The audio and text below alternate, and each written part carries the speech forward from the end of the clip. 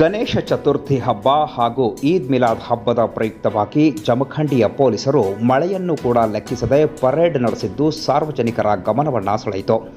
September 10 ಸಂಜೆ 5 ಗಂಟೆ ಬಾಗಲಕೋಟೆ ಜಿಲ್ಲೆಯ ಜಮಖಂಡಿ ಉಪವಿಭಾಗದ ಡಿವೈಎಸ್ಪಿ ಶಾಂತವೀರ್ ಅವರ ನೇತೃತ್ವದಲ್ಲಿ ಗಣೇಶ ಹಬ್ಬ ಹಾಗೂ ಈದ್ ಮಿಲಾದ್ ನಿಮಿತ್ತವಾಗಿ ಪೊಲೀಸ್ ಪರೇಡ್ ಅನ್ನು ಆಯೋಜನೆ ಮಾಡಲಾಗಿತ್ತು.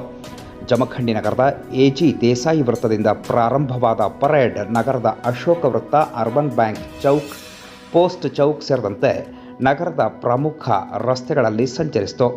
ಇನ್ನು ಇದೇ ವೇಳೆ ಪ್ರಾರಂಭವಾದ ಮಳೆಯನ್ನು ಕೂಡ ಲೆಕ್ಕಿಸದೆ ಮಳೆಯಲ್ಲಿಯೇ ಪೊಲೀಸರು ಪರೇಡ್ ಅನ್ನು ನಡೆಸುವುದರ ಮೂಲಕ ಸಾರ್ವಜನಿಕರ ಗಮನವನ್ನು ಸೆಳೆದರು.